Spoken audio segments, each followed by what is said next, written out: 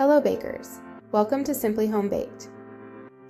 On this channel, we share tips, tricks, and recipes to help you become a better home baker. Whether you're a beginner or an experienced baker, there's always something new to learn. So let's dive in and make some delicious creations together. Today we're tackling a common problem, burnt bottom sourdough bread. If you've ever baked sourdough and ended up with a burnt bottom, you're not alone. But don't worry, my name is Mia and I've got you covered.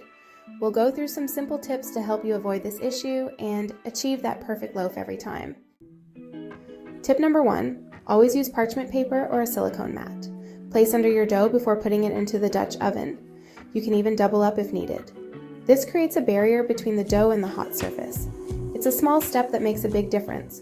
Tip number 2, adjust your baking temperature. Start your bake at a high temperature of 500 degrees Fahrenheit for the first 35 minutes. Then reduce it to 425 degrees for the final 10 minutes.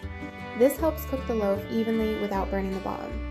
Simple adjustments can lead to great results. Tip number 3, use a baking sheet. Place it on the lower rack of your oven to diffuse the direct heat. This provides an extra layer of protection against burning. Tip number 4, make sure to preheat your Dutch oven for at least 30 minutes before baking. A well preheated Dutch oven ensures even heat distribution and prevents hot spots that can burn the bottom of your loaf. Tip number 5, elevate your dough. Place your dough on a small rack inside the Dutch oven called a trivet.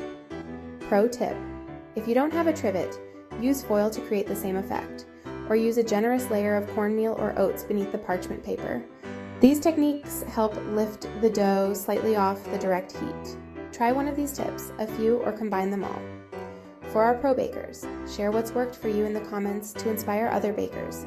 With a little experimenting, it will be no time before you have a perfectly baked sourdough loaf with no more burnt bottoms.